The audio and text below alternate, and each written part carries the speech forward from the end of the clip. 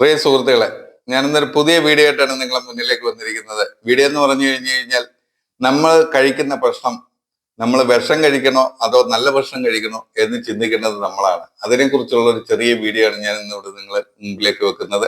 Video ഇഷ്ടമാണെന്നുണ്ടെങ്കിൽ തീർച്ചയായിട്ടും നിങ്ങൾ എന്നെ സപ്പോർട്ട് ചെയ്യുക. നിങ്ങളെ സപ്പോർട്ട് ഉണ്ടെങ്കിൽ ഇത്തരത്തിലുള്ള വീഡിയോസ് എനിക്ക് ഇനിയും ചെയ്യാൻ പറ്റത്തുള്ളൂ. അതുകൊണ്ട് തീർച്ചയായും നിങ്ങളൊന്ന് സപ്പോർട്ട് ചെയ്യുക. അപ്പോൾ നമുക്ക് വീഡിയോയിലേക്ക് കിടക്കാം. നമ്മൾ കഴിക്കുന്ന ഭക്ഷണങ്ങൾ യഥാർത്ഥത്തിൽ പറഞ്ഞു കഴിഞ്ഞാൽ 95% ഭക്ഷണങ്ങളും വിഷാംശം ചേർന്നുള്ള ഭക്ഷണങ്ങളാണ് നമ്മൾ കഴിക്കുന്നത്.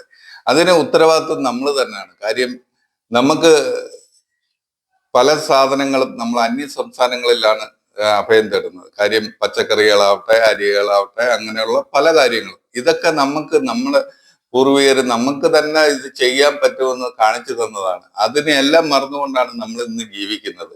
ഒരു കാരണവശാലും ആ ഒരു ജീവിതം ശരിയായ കാര്യമല്ല. ഒരു 2 സെന്റ് ഭൂമിയെ ഉള്ളെങ്കിലും നമുക്ക് അതിനകത്ത് വീട് നിൽക്കുകയാണെന്നുണ്ടെങ്കിൽ നമുക്ക് കുറച്ച് പച്ചക്കറികളും കാര്യങ്ങളും നമുക്ക് നട്ടു വളർത്താം. വിഷാംശങ്ങൾ ഇല്ലാത്ത രീതിയിൽ നമുക്ക് നട്ടു വളർത്തി നമുക്കത് കഴിക്കാൻ പറ്റും. അതുപോലെ തന്നെ പല കാര്യങ്ങളും നമുക്ക് ചെയ്യാൻ പറ്റും. അന്യ സംസ്ഥാനങ്ങളിൽ നിന്നുള്ള വിഷം നിങ്ങൾ മേടിച്ച് കഴിക്കരുത്.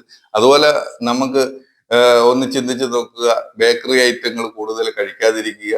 ഇങ്ങനെയൊക്കെയുള്ള ഭക്ഷണ രീതികളാണ് നമുക്ക് കൂടുതലും ആരോഗ്യ പ്രശ്നങ്ങളും നമ്മളെ ബുദ്ധിമാന്ദ്യങ്ങളും കാര്യങ്ങളും ഒക്കെ ഉണ്ടാക്കുന്നത്. അതുകൊണ്ട് നമ്മൾ മാക്സിമം നമുക്കുള്ള വീട്ടിൽ എന്തൊക്കെയാണോ നമുക്ക് ചെയ്യാൻ പറ്റുന്നത്, കൃഷികൾ, കാര്യങ്ങൾ, അതുപോലെ പലഹാര ഐറ്റങ്ങൾ നമുക്ക് തന്നെ ഉണ്ടാക്കി കഴിക്കാം.